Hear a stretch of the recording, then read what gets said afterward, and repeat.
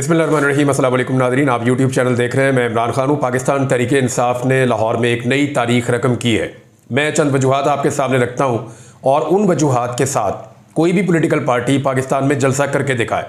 यानी यहाँ तो रवाज ये है कि पॉलिटिकल पार्टीज जब जलसा करती हैं तो 4-4 दिन 5-5 दिन पहले वेन्यू तैयार किए जाते हैं, ढोल बजाए जाते हैं, म्यूज़िक चलाए जाते हैं, झंडे बैनर पोस्टर लगाए जाते हैं, पूरा बंदोबस्त किया जाता है।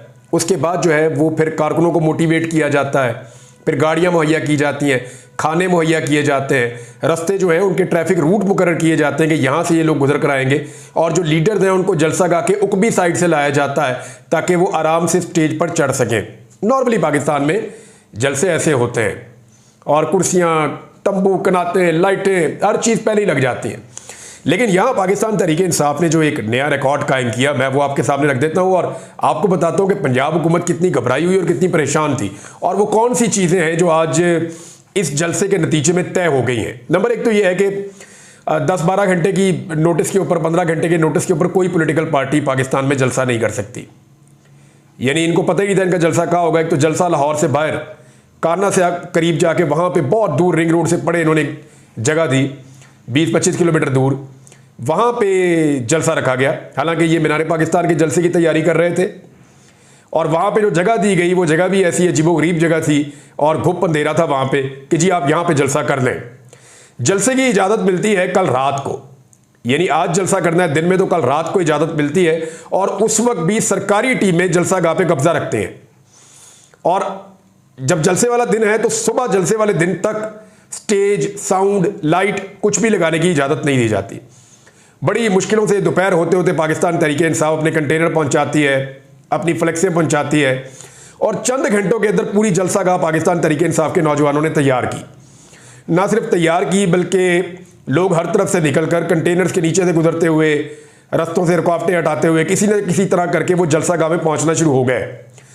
दोपहर 3-4 बजे के जो मनाजिर थे उस वक्त बहुत बड़ी तादाद में लोग आ गए, और 3 बजे पुलिस की क्लास होती है।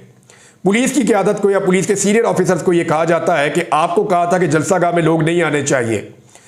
यानी 12-1 बजे तक तो हालात ठीक थे, लेकिन अब इतनी बड़ी तादाद में लोग आ गए हैं तो रास्ते बंद करो, हर तरफ से रास्ते बंद करो।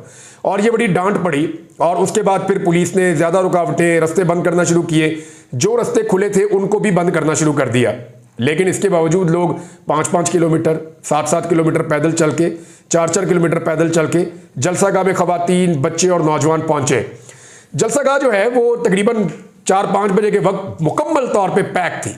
यानी इतनी बड़ी तादाद में लोग थे। जब उसके मनाजिर हमने देखे, कुछ मीडिया वाले हैं जिनमें वो एक काले रंग का चैनल भी है, उन्होंने क्या किया, उन्होंने दिन के वक्त बैक साइड से जाके कुछ विजुअल्स बनाए और उन विजुअल्स की बुनियाद पे ये प्रोपेगेंडा किया कि जनाब पाकिस्तान तहरीक इंसाफ के कारकुन नहीं आए। लेकिन बाद में जो ड्रोन शॉट्स आए, क्योंकि जब आप ऊपर से हाइट से देखते हैं तो आपको आइडिया हो जाता है कि लोग कितनी बड़ी तादाद में आए हैं, और जो दिन को अर्ली 12 बजे 1 बजे जो ड्रोन शॉट्स बनाए गए उसमें लोग कम थे, लेकिन जब शाम को जितने भी शॉट्स बने उनमें बहुत बड़ी तादाद में लोग मौजूद थे। लोगों की तादाद 5-5:30 बजे इतनी ज़्यादा बढ़ गई और हर तरफ से लोग जलसा गाह की तरफ आ रहे थे। यानी अली अमीन गंडापुर साहब अपने लोगों के साथ आ रहे थे, मुख्तलिफ MNAs, मुख्तलिफ MPAs, मुख्तलिफ जो ओहदेदार हैं पाकिस्तान तहरीक इंसाफ के, वो अपने अपने लोगों के साथ पहुँच रहे थे और इनको जलसा गाह में आकर तकारीर करनी थी। वहाँ पे कुछ लोगों ने तकारीर की, वो मैं आपको बता देता हूँ। लेकिन इतने छोटे नोटिस के ऊपर आज तक कोई पॉलिटिकल पार्टी इतना बड़ा जलसा नहीं कर सकी, और मुझे नहीं लगता कि कोई दोबारा ये रिकॉर्ड तोड़ सकेगा। कई दिनों की जहां तैयारी होती है, वहां जितने दिनों में तैयारी होती है उतने घंटों में पाकिस्तान तहरीक इंसाफ ने जलसा कर दिखाया। बदतरीन रुकावटें थी हर तरफ, लेकिन उसके बावजूद लोग पहुंचे हैं। अब इससे एक चीज तो साबित हो गई है कि पंजाब हुकूमत मुकम्मल तौर पर नाकाम है। आज भी पंजाब हुकूमत 6-8 महीने गुजर गए इनकी हुकूमत को आए हुए, 6-7 महीने हो गए, 8 महीने होने वाले हैं। इतने अरसे में भी पंजाब हुकूमत लोगों में अपनी जगह नहीं बना पाई। यानी लोगों ने इनको रिजेक्ट किया था 8 फरवरी को। ऐसा लगता था शायद इन्होंने हुकूमत बना ली है, इनकी उम्मीद ये थी कि कुछ ना कुछ करके हम लोगों को राम कर देंगे, लेकिन लोगों ने इनको फिर रिजेक्ट किया है। जैसे 8 फरवरी को लोगों ने रिजेक्ट किया वैसे ही आज भी किया, और बहुत बड़ी तादाद में लोग जलसा गाह में पहुंच गए। अब एक चीज इससे बड़ी क्लियर होगी, वो ये कि पाकिस्तान तहरीक इंसाफ की अब ऐसी ट्रेनिंग हो गई है कि वो बहुत मुख्तसर नोटिस पे फौरी तौर पे पाकिस्तानियों को बाहर निकाल सकती है। और ये छोटी बात नहीं है। यानी अगर इमरान खान साहब ये कॉल दे दें फला जगह पे लोग निकल आए, तो इतनी तैयारी तो है अब पाकिस्तान तरीके इंसाफ की या लोगों की कि वो फौरी तौर पे बाहर निकल आएंगे। और अब लोगों को दबाना, उनको डराना, ये भी एक मुश्किल चीज़ होती चली जा रही है।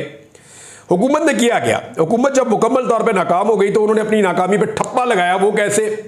6 बजने में 1 मिनट पहले उन्होंने जलसागाह की बिजली काट दी। अब बहुत बड़ी तादाद में लोग वहां मौजूद थे और घुप अंधेरा हो गया। लोगों ने अपने मोबाइल फ़ोन की लाइट्स ऑन कर दी, साथ ही पुलिस ने जो है वो साउंड सिस्टम भी बंद कर दिया। और फिर स्टेज की जो बैक साइड है वहां से पुलिस वालों की बहुत बड़ी तादाद स्टेज के ऊपर चढ़ना शुरू हुई और उन्होंने धक्के मार मार के पाकिस्तान तरीके इंसाफ की जो लीडर्स स्टेज पे मौजूद थे, MNAs थे, MPAs थे, ओहदेदार थे पाकिस्तान तरीके इंसाफ के, उनको ज़बरदस्ती नीचे उतारा। इससे पहले जो है वो तकरीरें हो चुकी थी।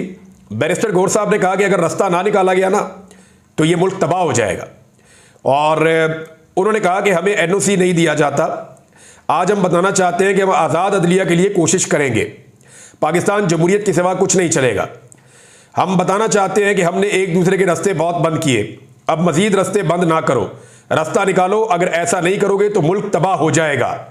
अवाम को अवाम के साथ मत लड़ाओ, इदारों को इदारों के साथ ना लड़ाओ।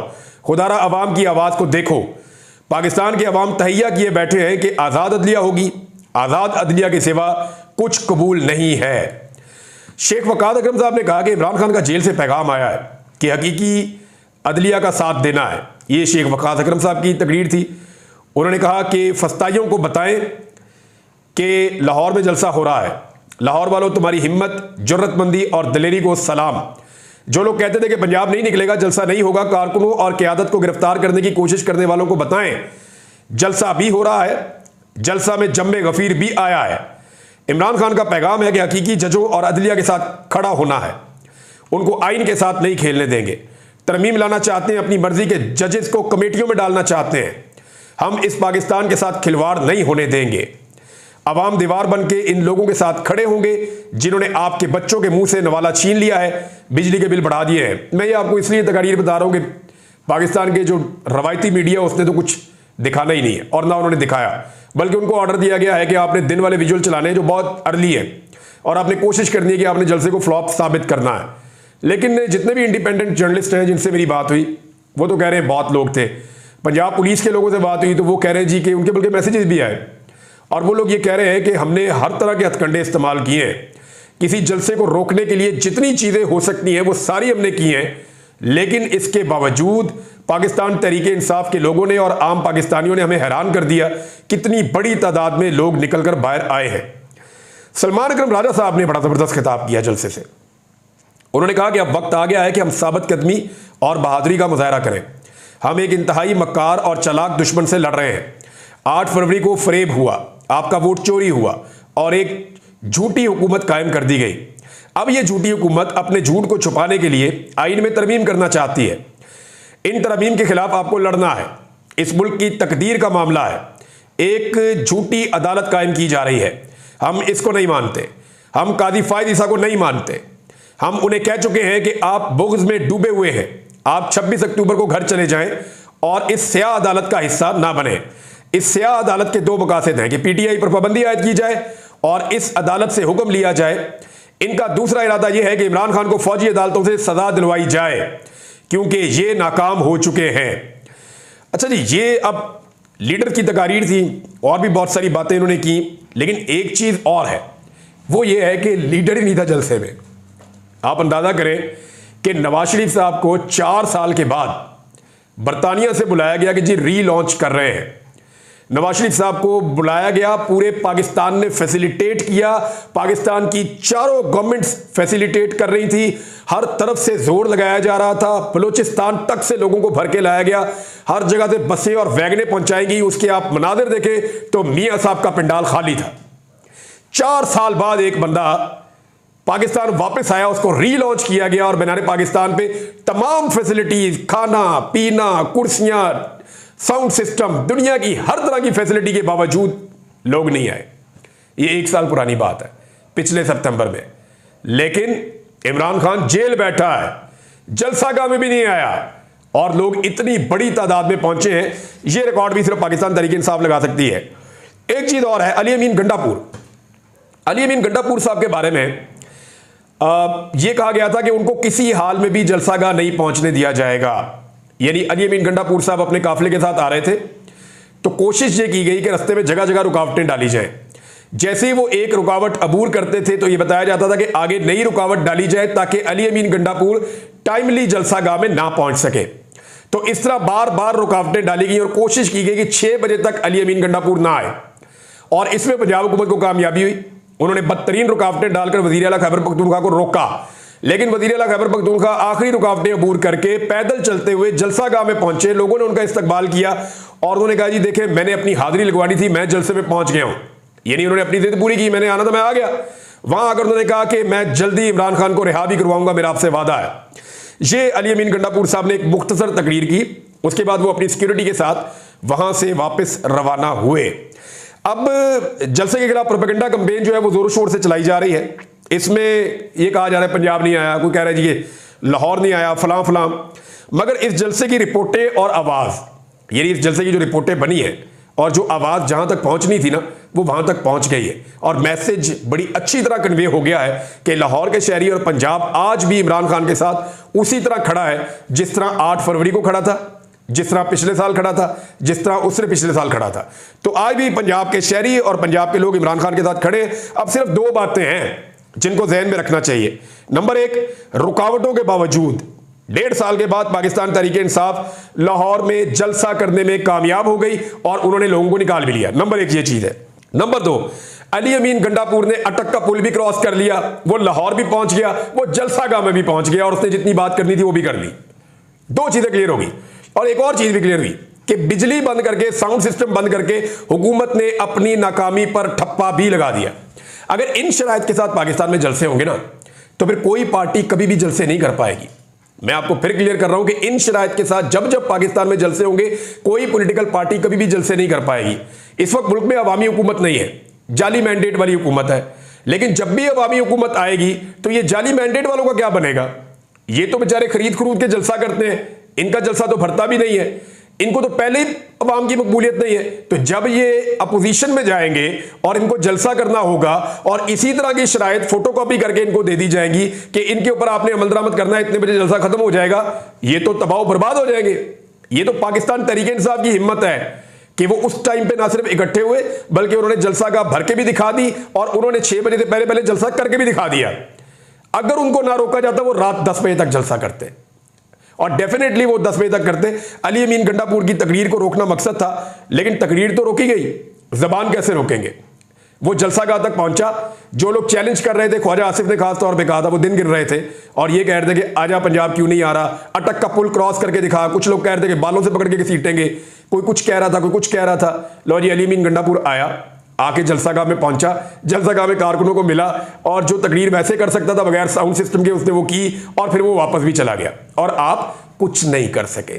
तो ये ऐसे बड़के मारने से सियासत नहीं होती। अभी कुछ और खबरें आ रही हैं और वो बड़ी अहम खबरें हैं, वो भी मुझे आपके साथ शेयर करनी है।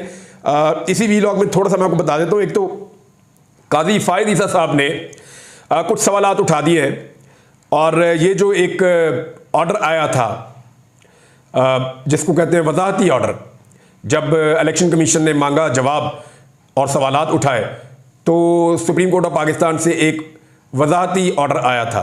उस ऑर्डर को लेकर कादी फायद ईसा साहब ने 9 सवालात उठाए।